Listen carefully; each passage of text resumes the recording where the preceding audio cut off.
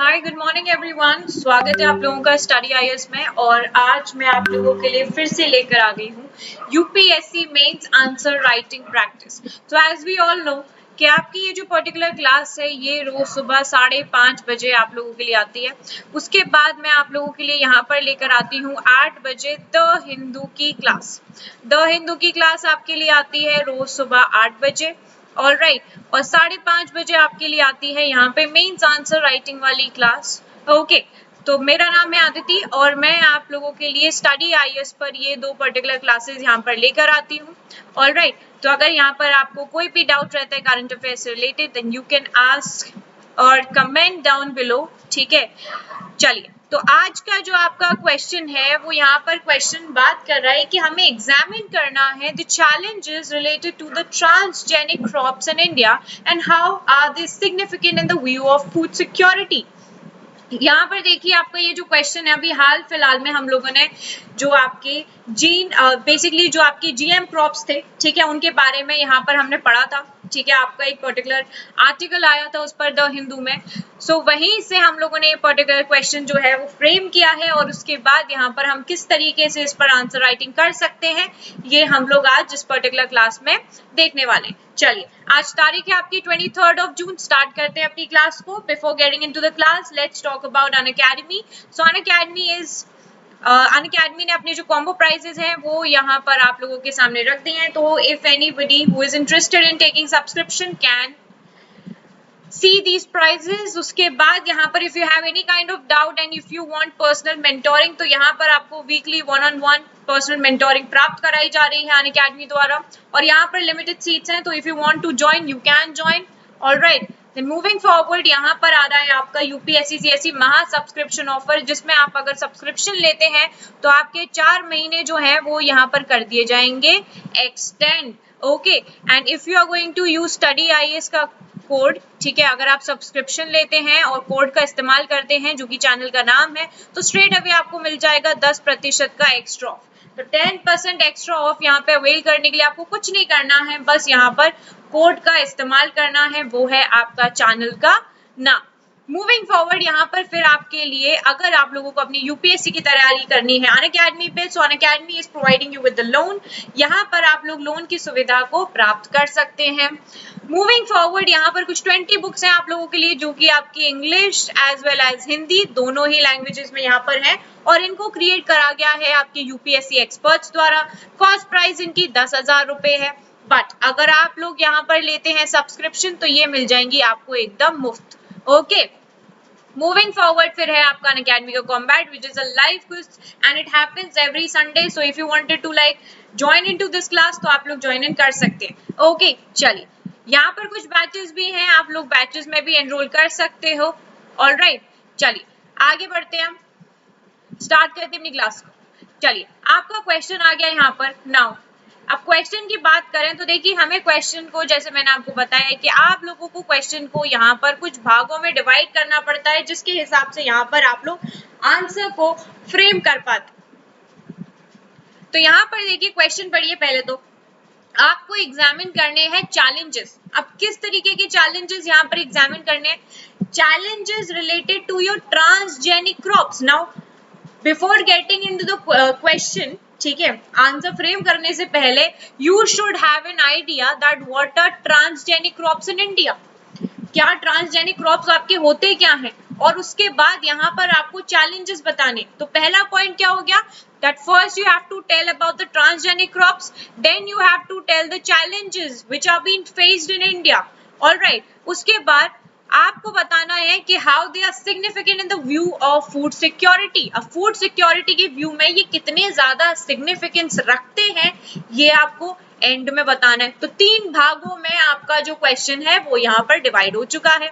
अब पहले भाग की अगर बात करें तो यहाँ पर आप बात करेंगे कि ट्रांसजेनिक क्रॉप्स होते क्या। चलिए, तो यहाँ पे देखो, स्टार्ट करना है। ट्रांसजेनिक क्रॉप्स जो हैं आपके, the transgenic crops plant contain करते हैं जीन को या जीन्स को which have been artificially inserted. अब किसी भी तरीके से आपका कोई भी क्रॉप प्लांट है, अगर वो यहाँ पर कंटेन कर रहा है किसी भी तरीके के जीन या फिर जीन्स को, ठीक है, तो वो उसमें आर्टिफिशियली इंसर्ट किए गए हैं। इंस्टेड ऑफ प्लांट एक्वायरिंग, मतलब एक नेचुरल प्रोसेस की जगह, ठीक है, जैसे आपकी पॉलिनेशन वाली होती है, उसके बजाय यहाँ पर आर्टिफिशियली इसको क्या करा गया है, इंसर्ट कराया गया है जीन्स को। तो उस पर्टिकुलर हम प्लांट को यहाँ पर बोलते हैं ट्रांसजेनिक क्रॉप। उस पर्टिकुलर क्रॉप को यहाँ कैसा बोला जाता है, ये ट्रांसजेनिक क्रॉप है, यानी कि इसमें जो मेथड लगाया गया है आपकी जीन्स को इंसर्ट करने का, that is your artificial method. तो यहाँ पर जो इंसर्शन होता है आपकी जीन सीक्वेंस का, ठीक है, उसको यहाँ पे ट्रांसजीन बोला जाता है। And they may come from another unrelated plant, कोई भी मतलब अनरिलेटेड प्लांट हो सकता है, ऐसा नहीं है कि उसी से रिलेशन वाला कोई प्लांट हो, ठीक है। और इंडिया में इसका सबसे कॉमन जो एग्जांपल हमें देखने को मिलता है वो है आपका बीटी कॉटन। बीटी कॉटन जिसकी अभी हाल फिलहाल में इलीगल जो यहाँ पे बिक्री है वो बहुत ज्यादा हो रही है। पिछले साल यहाँ पे देखने को मिला था कि 30 लाख पैकेट्स यहाँ पे बिके थे, पर इस साल जो इसकी इलीगल बिक्री है वो और भी ज्यादा तेजी से बढ़ चुकी है। 70 लाख पैकेट्स यहाँ पर बिकते हुए नजर आए थे, जिसकी वजह से यहाँ पर आपका ये न्यूज आर्टिकल में आया था। अब यहाँ पर आपको ये चीज क्लियर हो गई कि ट्रांसजीन क्रॉप्स आपके होते क्या है, जिसमें जो जीन्स हैं वो यहाँ पर आर्टिफिशियली इंसर्ट करे जाते हैं प्लांट्स में, उसको हम बोलते हैं। और यहाँ पर जरूरी नहीं है कि प्लांट उसके रिलेशन का हो, अनरिलेटेड प्लांट भी यहाँ पर हो सकता है। ऑलराइट, कंप्लीटली डिफरेंट स्पीशीज का यहाँ पर लिया जाता है। फिर यहाँ पर जो आपकी GM टेक्नोलॉजी है वो इन्वॉल्व करती है direct manipulation of DNA instead of using your control pollination to alter the desire characteristics. तो यहाँ पर जो आपकी जेनेटिक मॉडिफिकेशन टेक्नोलॉजी है वो यहाँ पर क्या करती है, डायरेक्ट मैनिपुलेशन को यहाँ पर इन्वॉल्व करती है। DNA का जो डायरेक्ट मैनिपुलेशन है वो यहाँ पर इसको इस्तेमाल करते हैं, ठीक है। और यहाँ पर आपकी जो कंट्रोल पॉलिनेशन है उसको बजाय यहाँ पर क्या यूज किया जाता है, अपने हिसाब से अपने डिजायर कैरेक्टरिस्टिक्स यहाँ पर ऑल्टर किए जाते हैं। ऑलराइट, तो जेनेटिक आपका जो मॉडिफिकेशन है, it is one of the approaches to crop improvement, all of which aim at adding desirable genes, ठीक है, अपने हिसाब के यहाँ पर जीन्स को रखना और रिमूविंग अनडिजायरेबल वन। तो जो अनडिजायरेबल वाले हैं उनको हटा देते हैं, ठीक है, और जो मतलब ज्यादा बेटर वेराइटीज प्रोड्यूस कर सके इसीलिए डिजायरेबल को रखते हैं, अनडिजायरेबल को हटा सकते हैं। अभी जैसे मान लो कि कोई मतलब यहाँ पर कोई भी चीज है, आपने कोई चीज बनाई, यहाँ पे आपको कुछ उसमें त्रुटियां वगैरह लगेंगी तो आप उनको हटा दोगे कि मैं इसे इरेज कर देता हूँ, इससे हटा देता हूँ। तो वही सारी चीज है यहाँ पर, अगर इन्हें डिजायरेबल लगते हैं तो उनको रखते हैं, अनडिजायरेबल रखते हैं तो उनको यहाँ से ये हटा देते हैं। ऑलराइट, चलिए उसके बाद currently India has world's 4th largest GM crops acreage surpassing China's 3.0 million hectares while equaling that of Canada, ठीक है। कनाडा के पास 11.6 megahertz according to the international services for the acquisition of agri biotech application mostly on the basis of your GM cotton. हमारे यहाँ BT cotton जो है वो यहाँ पर जेनेटिकली मॉडिफाइड क्रॉप है जिसको अलाउ किया गया है कंट्री के अंदर। ऑलराइट, तो सिर्फ आपकी बीटी कॉटन है। ओके, चलिए आगे बढ़ते हैं। अब यहाँ पर देखो, ये जो पर्टिकुलर आपका डायग्राम है इससे आप लोग इजीली यहाँ पर एग्जाम समझ सकते हो। And if you want to draw this exam, मतलब लाइक ये डायग्राम अगर आपको अपने आंसर में समझाने के लिए, if you want to like draw this, तो आपको देखो, आपको पता ही है कि when you use some kind of diagrams and all to explain your answer, तो यहाँ पर क्या होता है, उससे आपके वर्ड्स कम हो जाते हैं एंड यू आर लाइक, जो आपका बंदा जो भी आपकी कॉपी चेक करेगा वो इक्वली इंप्रेस भी हो जाता है क्योंकि वो संक्षिप्त चीजों में यहाँ पर समझ जा रहा है। ओके, तो यहाँ पे देखो, यहाँ पर क्या हो रहा है, आपका ये जो बैक्टीरिया है, ठीक है, तो बैक्टीरिया का जो DNA एक्सट्रैक्शन और आइसोलेशन यहाँ पर हो रहा है, फिर क्लोनिंग हो रही है, आपके डिजाइनिंग जीन्स हो रहे हैं, ट्रांसफॉर्मेशन हो रहा है, ट्रांसफॉर्मेशन के बाद सेल एंड टिश्यू कल्चर यहाँ पर हमें देखने को मिल रहा है। फिर उसके बाद यहाँ पे आपका जो प्लांट आता है, प्लांट के बाद उसकी प्लांट ब्रीडिंग कराई जाती है। तो इस तरीके का पूरा आपका एक प्रोसेस रहता है, ठीक है, इसको आप लोग देख लें जरूर। ओके, मूविंग फॉरवर्ड, यहाँ पर अगर हम बात करें, देखिए अब तक हमने देखा कि व्हाट वर योर ट्रांसजीन, ठीक है, ट्रांसजेनिक क्रॉप्स आपकी क्या होती हैं, ये हम लोगों ने यहाँ पर देख लिया। नाउ जो दूसरा भाग था, the second point was, second जो आपका डिवीजन हमने करा था क्वेश्चन में वाज कि चैलेंजेस क्या हैं हिंदुस्तान में इस पर्टिकुलर क्रॉप के, चैलेंजेस क्या रहते हैं। सबसे पहली चीज ये देखिए, चैलेंजेस में सबसे पहला पॉइंट आता है illegal seeds, illiteracy and lack of awareness. सबसे पहला पॉइंट इलीगल सीड्स है, ये they are not legal. Literacy है, ठीक है, इलिटरेसी है, सॉरी इलिटरेसी अनपढ़ता, लैक ऑफ अवेयरनेस है, अवेयरनेस किसी चीज पे नहीं है। तो यहाँ पर क्या है, इट इज फाउंड दैट जो high cost of official seed है आपके बीटी कॉइन की, ठीक है, इलीगल सीड है। Scarcity of the seeds as well as delay of release varieties among cotton growing farmers in different Indian states have led the farmers to increase supply of illegal seeds, ठीक है।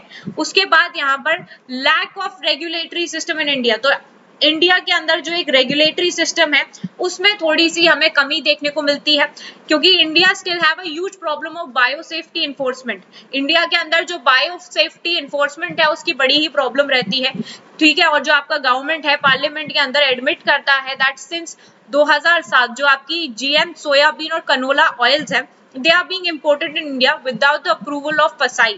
FSSAI के approval के बिना यहाँ पर जो आपका soybean है, कनोला है, जीएम सोयाबीन और कनोला ऑयल, ये यहाँ पर इंपोर्ट होते हैं इंडिया के अंदर without the approval of your FSSAI, okay, which is a task to regulate food to ensure that it is safe for human consumption. FSSAI किस लिए होता है आपका, कि वो यहाँ पर इसीलिए देखा जाता है कि भैया कोई भी आपका कोई भी फूड प्रोडक्ट है, कुछ भी है, वो यहाँ पर FSSAI के द्वारा अप्रूव्ड किया गया है। बिकॉज अगर FSSAI के द्वारा अप्रूव्ड है तो उससे हमें ये लगता है कि देखो सिक्योरिटी है, we can eat this, we can consume this, और अगर इससे कंज्यूम करने के बाद हमारी बॉडी में किसी भी तरीके का कोई इश्यू नहीं होगा।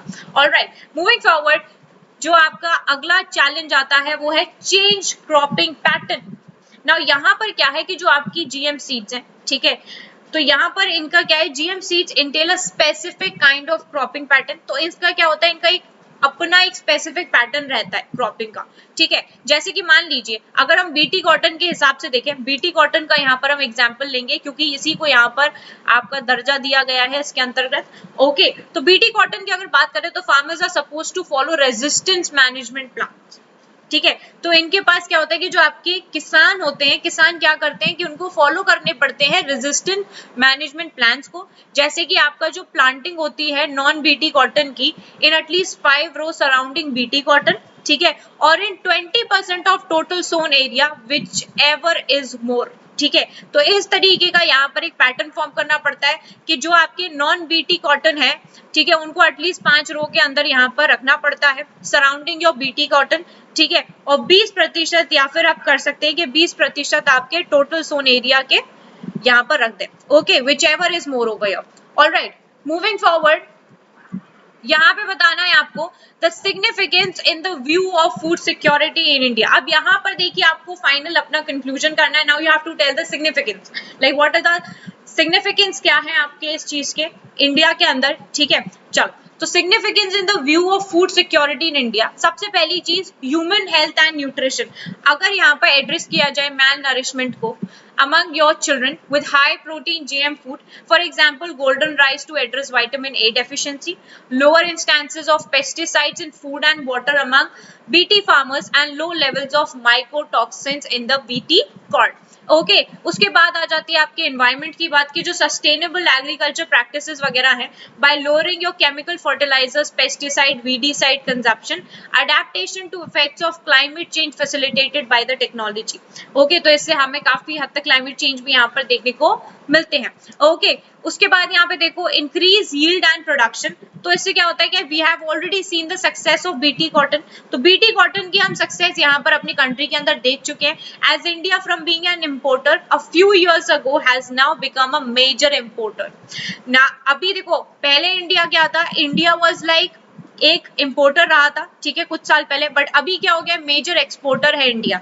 तो अदर पोटेंशियल जीएम क्रॉप्स जो है वो यहाँ पर हेल्प करती हैं फार्मिंग कम्युनिटी को, कि जो आपका जीएम मस्टर्ड वगैरह है उसके अंदर। उसके बाद जो जीएम टेक्नोलॉजीज हैं they could make food crops high yielding, ठीक है, and more robust to your biotic and abiotic stresses, और ये यहाँ पर स्टेबलाइज करता है, इंक्रीज करता है फूड सप्लाईज को, which is important against the background of increasing food demand. क्योंकि देखो यहाँ पर क्या है कि आपकी फूड डिमांड बढ़ रही है, क्लाइमेट चेंज हो रहा है, लैंड वाटर स्कार्सिटी यहाँ पे देखने को मिल रही है। तो धीरे धीरे जैसे आपकी रिसोर्सेज जो है वो यहाँ पर खत्म होती जा रही है, उसी हिसाब से यहाँ पर जो चीजें हैं वो भी हमें यहाँ पर देखने को मिल रही है। जो चैलेंजेस हैं वो भी यहाँ पर काफी सारे हैं, सिग्निफिकेंस भी उसी के हिसाब से है हमारे देश के अंदर, तो वो यहाँ पर आपको देखना है। ओके चलिए, तो यहाँ पर अगर हम बात करें वे फॉरवर्ड की, तो देखिए वे फॉरवर्ड की अगर यहाँ पे बात करी जाए तो focus GM research agenda, vice versa agriculture development priorities, ठीक है।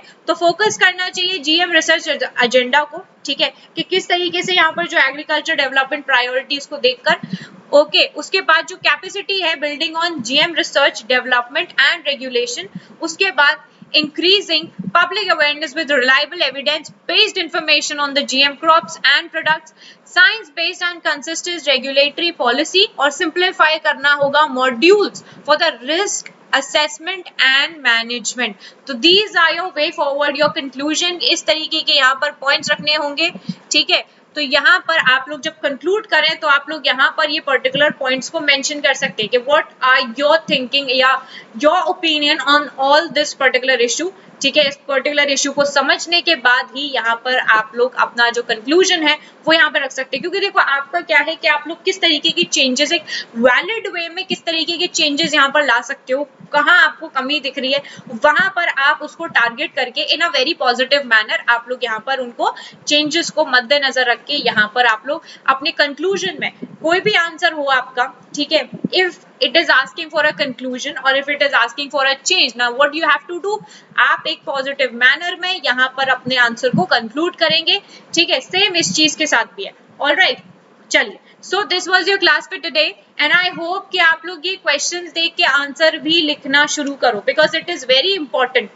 आप लोग यहाँ पर ज्यादा से ज्यादा आंसर लिखिए, मुझे सेंड करो टेलीग्राम पे, ठीक है।